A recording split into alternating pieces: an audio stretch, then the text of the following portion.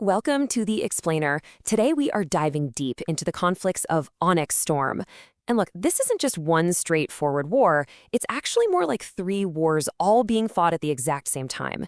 There's a war within the heart, a war between kingdoms, and a desperate all-out war for the world itself.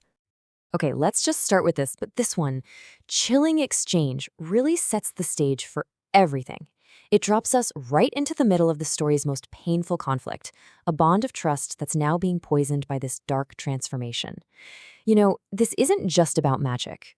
It's about that terrifying question: what happens when the person you love most could literally become your greatest enemy?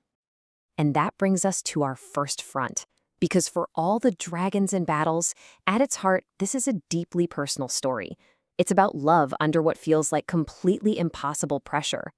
I mean, how do you hold on to someone who is fighting a war inside their own soul? So, the emotional anchor of this whole thing is Xaden's transformation. You've got the leader we know on one side. He's a protector, he's Violet's partner, a master of his own power.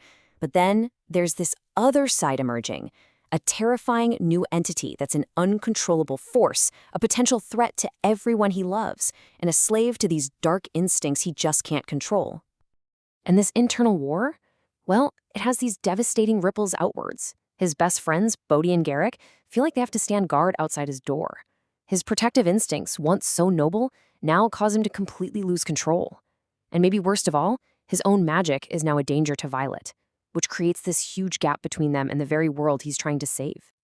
And this just lays out this central dilemma perfectly. You have Violet's unwavering faith, her absolute belief in the man she loves, and it's slammed up against the terrifying reality of what Xaden could become. Everyone else sees the monster, but she refuses to. She's holding on to the hope that the leader inside him will win the war against the Venom. Okay, so let's pull back for a second, because this incredibly personal struggle is happening right in the middle of a much bigger, much messier political battlefield. While Violet and Xaden are fighting their own private war, the entire continent is basically on the verge of collapse. And this is the second front, a war of politics, prejudice, and a whole lot of broken alliances. The war against the Venom isn't even the only one they're fighting. Navarre is literally tearing itself apart from the inside. You can almost picture it, right? Riders and flyers at each other's throats in the halls of Basgiath, old loyalties from Aritia boiling over.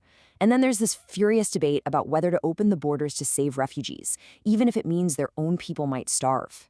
The whole kingdom is a powder keg just waiting to explode. So, with your own house on fire, you think getting help would be priority one, right? Nope. Every single attempt to forge an alliance is like walking through a minefield.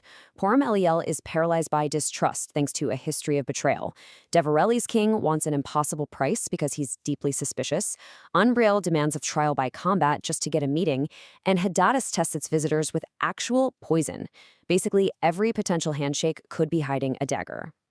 So you've got a war in the heart, a war between kingdoms, and all that chaos just makes the external threat that much more terrifying. And that brings us to the third and final front, the seemingly unwinnable war against an enemy that is literally consuming the world. You know, sometimes it's just one line from an exhausted soldier that tells you everything you need to know. For so long, the people of Navarre thought their magic wards kept them safe. Well, that safety was an illusion. The wards are failing, and the reality of the fight out there is just brutal and completely overwhelming. And they're not just up against an army, it's more like a plague. We're talking endless hordes of wyvern, a power that literally drains the life out of the land itself, and infiltrators who attack from inside their strongest fortresses.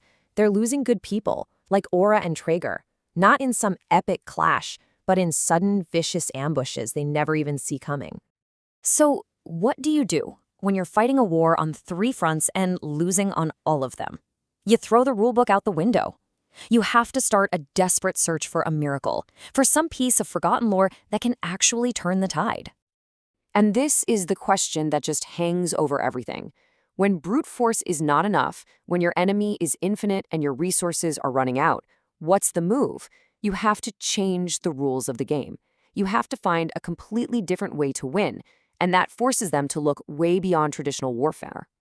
So their strategy just becomes this mad scramble against time. They're digging into Violet's father's research, they're risking their lives on those insane diplomatic missions, and they're chasing a legend, the mythical seventh breed of dragon. And all the while, there's that secret, desperate fourth mission humming in the background. Find a cure for Xaden. After all that searching, all the dead ends and dangerous journeys, against all odds, they actually do it. They find the Irids, the seventh breed. They find their miracle. Only, there's a problem. A huge, soul-crushing problem. They're potential saviors. The miracle they bet everything on, take one look at Xaden and just refuse to help. They don't see a hero fighting a curse, they see an abomination. They see the very monster everyone is fighting against. The one person they need to save the world is the very reason the world might not get saved. The irony is just, it's devastating. And all of this, all three of these fronts, they all lead back to one heartbreaking question. What must be sacrificed to save the world? What is the real price of this war? And that cost isn't some abstract idea. It's real. It's measured in lives, in trust, in the very souls of the people fighting. Friends like Trager and Quinn are lost. Family, like Violet's sister Mira, is weaponized against them.